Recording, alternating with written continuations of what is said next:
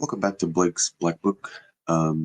Here's a redo video because I tried to make a video before this and I forgot to put a share screen on the stage and so therefore it didn't show the video I was trying to show. So I'm gonna try it again. But basically, I was watching the Jimmy Dore podcast. Um, I was watching his stream from today, and he had Nick Cruz on his show, which I've seen him on there once or twice before. I think he's like kind of like an independent journalist or something like that. But he was talking about the Luigi Mangione um, trial, and there was some stuff going on with that, and it kind of got me thinking about some other things and connected some other dots. Um, so I'll look at the video first and then go to what I was thinking. So, Hotspot put out a video of you talking about Luigi Mangione, and it says he's not guilty. But the corporatist media is not telling you about the Luigi Mangione case. Let's listen. Luigi Mangione is back in court today as his attorneys drop a complete bombshell, demanding that the court throw away obviously tamper with evidence. Luigi Mangione is accused of killing the CEO of United Healthcare, Brian Thompson, but nothing about this story adds up. Remember Luigi Mangione's backpack, which very conveniently for the prosecution has a murder weapon in it and a manifesto where Luigi Mangione confessed his crimes? Yeah, the police illegally searched that bag without a warrant, mysteriously after Luigi Mangione was arrested. That is apparently where the police found Luigi Mangione's manifesto, where he confessed to his crimes, even gave a motive, and was 100% written by the Fed. In his manifesto, Luigi Mangione apparently wrote to the Fed, "I will keep this short because I do respect what you do for our country." Who believes this stupid nonsense? If Luigi Mangione wanted to respect the time of the Fed, and he wanted the world to know his motives and why he did it, why would he plead not guilty in court? Why is he demanding that his manifesto be removed from evidence if he truly wrote this and he committed the crime? They would have you believe that after days of being on the run, Luigi Mangione kept his murder weapon? It's obvious to me that the police planted the murder weapon and wrote this manifesto in order to pin the murder of Brian Thompson on Luigi Mangione. And the question that the American people should be asking is why? It would be hilarious and actually justice if Luigi Mangione got off scot-free from this because the feds got sloppy. You had to have a room temperature IQ to believe the official narrative about Luigi Mangione at this point.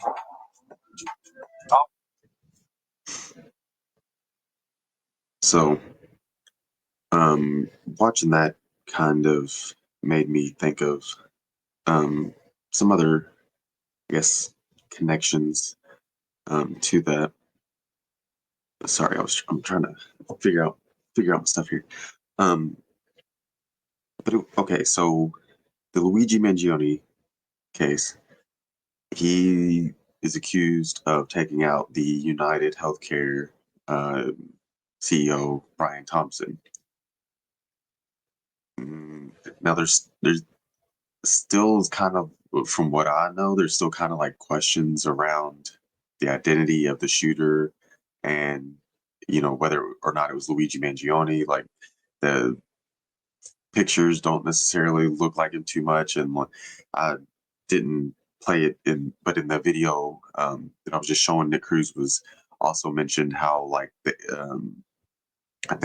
tip that the police took of Luigi Mangione, that he was the shooter, was some like random old guy.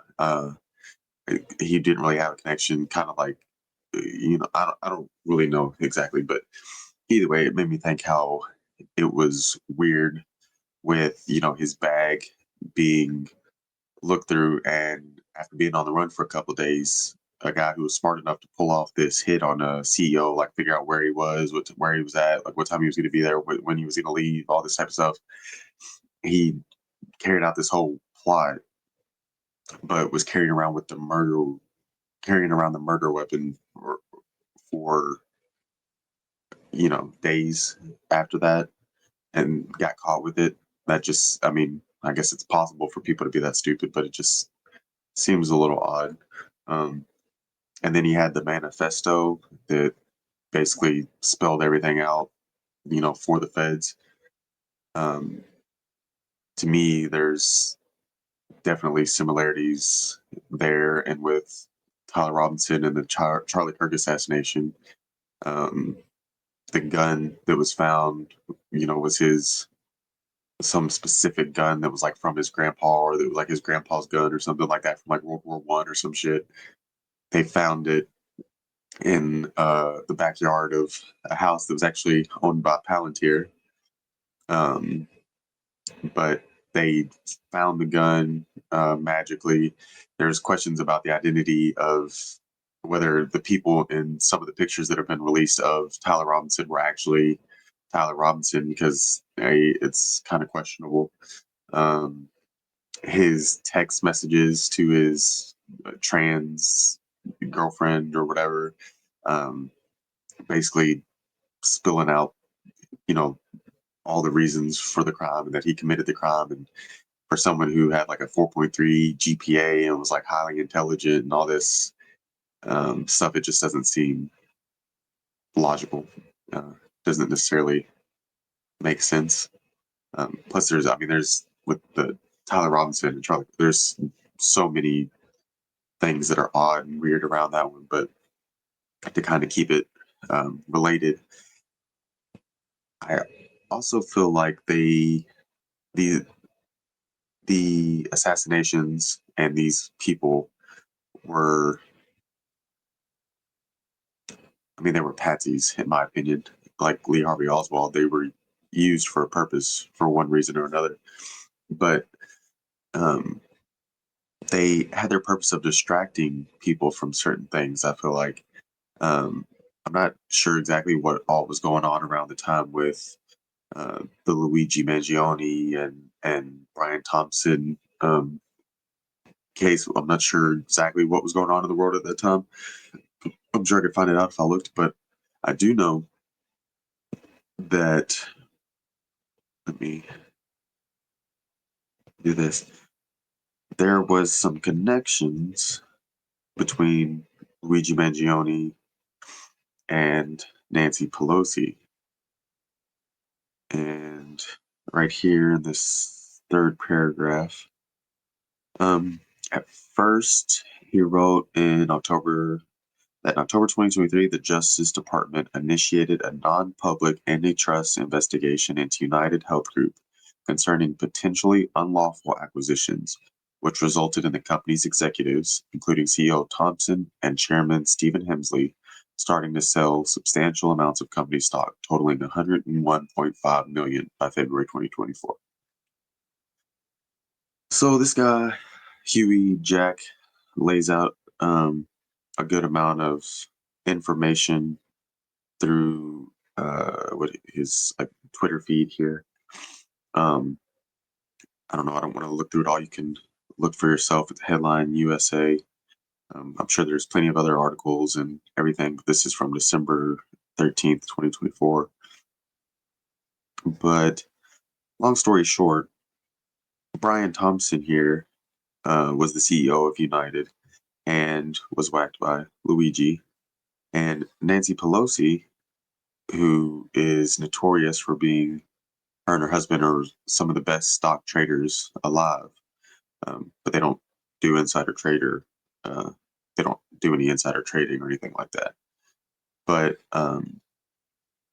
so she's a huge insider trade insider trader that we all know of. She's making money off of stocks. Her and her husband Paul. And with this whole thing going on with this antitrust investigation, apparently, it wasn't looking good, and Thompson was starting to sell off his stocks. Now, there's also connections here between Nancy Pelosi and Luigi Mangione. Now, they're both from the Maryland area, both from rich, prominent families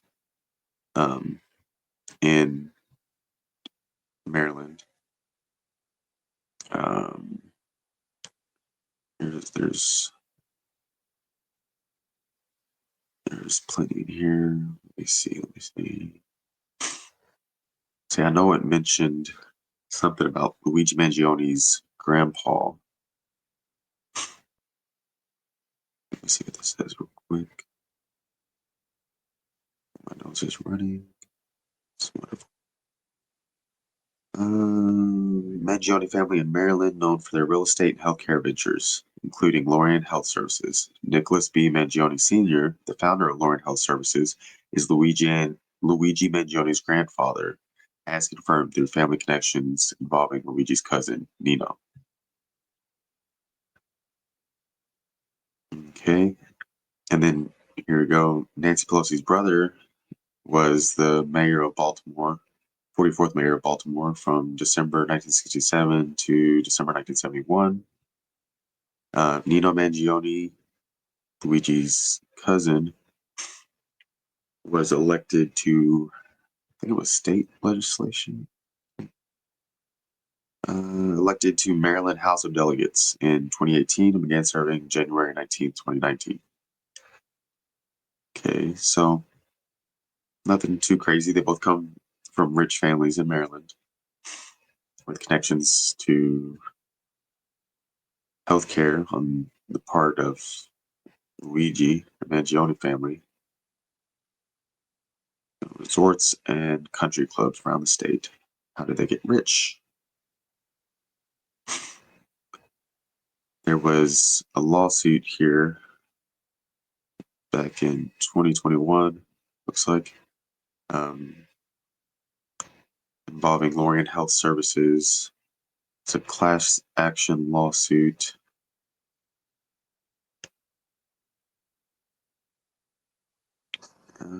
Class action lawsuit, Lorient Health Services, a data breach exposing sensitive information, medical malpractice, another medical malpractice, negligence. So their company takes good care of people too. I don't know why Luigi was so mad at Brian Thompson. They were on the same page, it seemed like. Their families were, I guess. Just kidding. A frequency. So this was the overall gist of it right here. So we have a CEO, Brian Thompson, under the microscope for insider trading. A frequent suspicious stock trading senator, Nancy Pelosi, and a disgruntled rich kid that happens to be from the same area as the senator and owns a nursing home. Not saying that means anything. It's just a little odd to me. And I don't know what the hell here it is. There was just a picture of them. Didn't really do much for me there. So, but yeah, I just thought that was kind of weird. And again, back to, I don't know if I made the point or was trying to make the point with the Luigi Mangione case. There was the bullet casings that were found that said like deny, defend, depose, or depose, defend, deny. How, I don't know what order you want to put them in.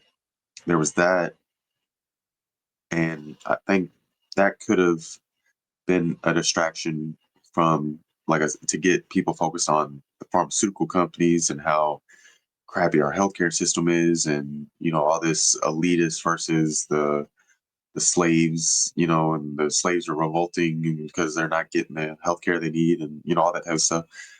I don't know what was going on in the world, but it seems like that was probably a distraction. And then with the Tyler Robinson and Charlie Kirk, I mean, there's a lot of things that it could have been pulled away from, but for me, the biggest thing that sticks out was the day that Charlie Kirk was killed. There was like some vote in the Senate on releasing the Epstein files that didn't pass, and no one heard about it or knew about it because the Charlie Kirk assassination. So, um, yeah, I just thought it was weird, and you know, it's just feels like sometimes, um, the same game plan is being used over and over. I mean, it doesn't feel like it. It's a fact. They use the same game plan over and over because they, the Illuminati, the Bilderbergs, whoever, um, the bankers, the global elites, they um, they manage things, and there's a rhyme to the reason. A lot of times, purpose for the madness. Um, so I'm sure there was some more stuff going on, but yeah, it's always a distraction. I just thought that was interesting. So, yep.